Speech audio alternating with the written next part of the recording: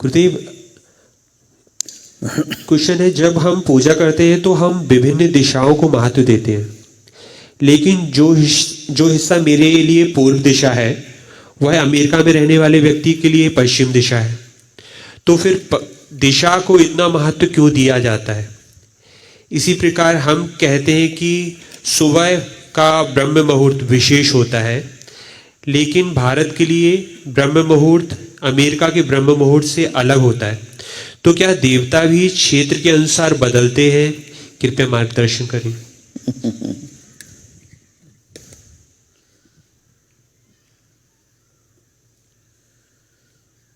काल और देश दोनों जुड़े हुआ है।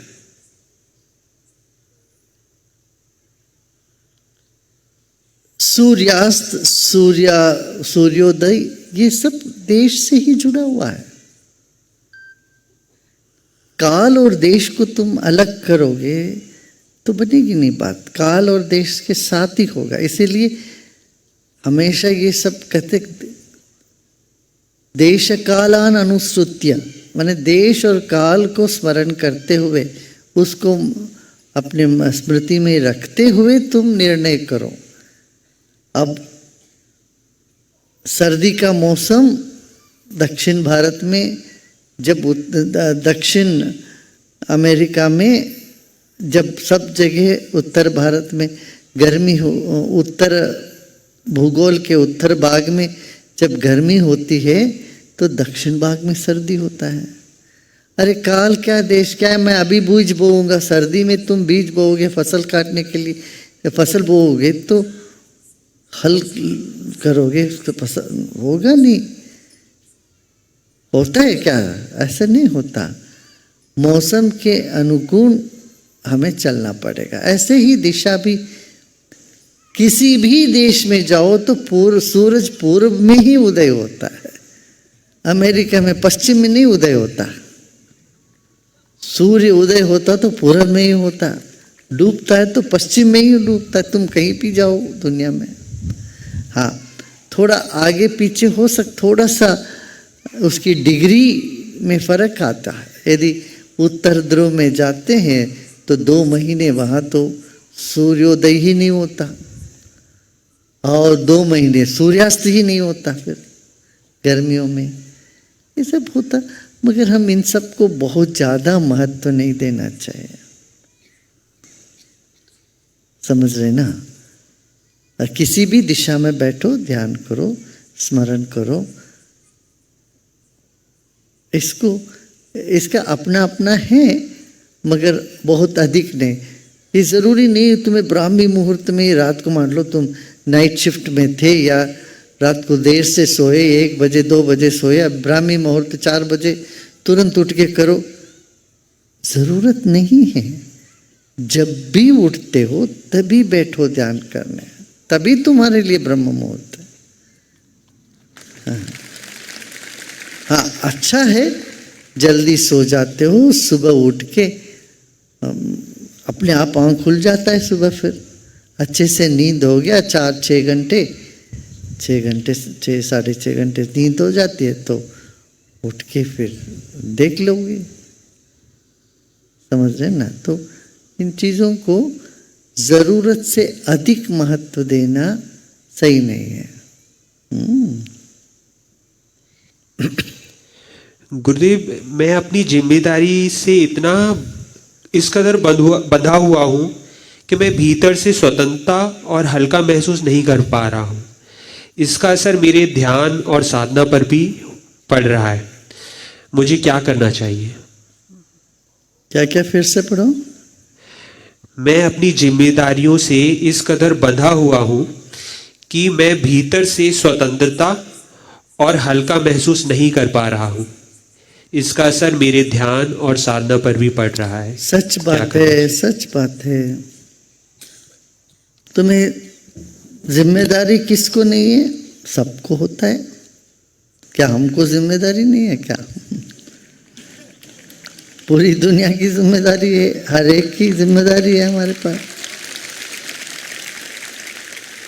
इतना तो तुम समझ लो, जिम्मेदारी लेना मने बोझिल हो जाना नहीं है।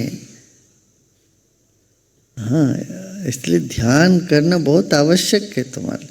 जितना अधिक जिम्मेदारी है उतना ही अधिक तुम्हें वैराग्य में और ध्यान में उतरना आवश्यक है, तभी अपना जिम्मेदारियों को पूरा कर पाओगे। ठीक है। गुरुदेव, बुरे लोग बुरा काम करने के बाद भी अलिप्त हो जाते हैं, लेकिन अच्छे लोग उस बुरे काम के बारे में बुरा सोचकर स्वयं कर्म बंधन में बंध जाते हैं। स्वयं को इस कर्म बंधन सुनो, तुम दूसरों की बात छोड़ो। अच्छे लोग बुरे लोग ये लेबल तुम चिपका देते ना, ये सब लेबल बेकार है। ये पता है ना, वैसा ही वो रसोई में बोतल होते हैं, उसमें चिपका रहता है लेबल नमक। कभी उसमें चीनी हो जाता है, कभी चीनी में नमक हो जाता है, कभी लिखा हुआ मिर्ची मगर उसमें है धनिया। धनिया पाउडर लिखा हुआ होगा, उसमें होगा हल्दी। ये होता है कि नहीं? कितने लोगों के घर में ये सब देखा, देखो हाथ उठा रहे हैं। यही तुम्हें दर्शाता है, लेबल चिपकाना अपने आप पर किसी और पर गलत है। किसी को गलत समझ के लेबल चिपकाओगे या तुम्हें अच्छा समझ के लेबल, सब गलत है। ठीक है ना? सिर्फ मैं अच्छा हूं जी, इससे नहीं चलेगा काम। तुम बुद्धिमान भी हो क्या? तुम बेवकूफ हो के बहुत अच्छे होगे तो भी क्या? तुम्हारी बेवकूफी का फल भुगतोगी। ये नहीं कह सकता अरे मैं बहुत अच्छा हूं मगर आग में हाथ लगा तो मेरे को जल गया। अरे आग में हाथ लगाओगे तो अच्छे बुरे को नहीं देखता आग, वो अपना धर्म करेगा ही। तो तुम अक्सर क्या करते हो, तुम दुखी हो जाते हो। इतना गलत कर रहा है फिर भी वो अच्छा बड़े मजे से वो जी रहा है, कोई और को देख के। मत समझो ऐसे, ये सब भ्रम है, ये माया है। जो बुरा काम करके मौज कर रहा है ऐसे तुम समझते, उसने कभी कुछ अच्छा तो किया ही होगा, उसका मौज अभी ले रहा है। ये अभी नया नया पौधे लगाया है इसने बबूल का, अब कांटे उगेंगे उसमें।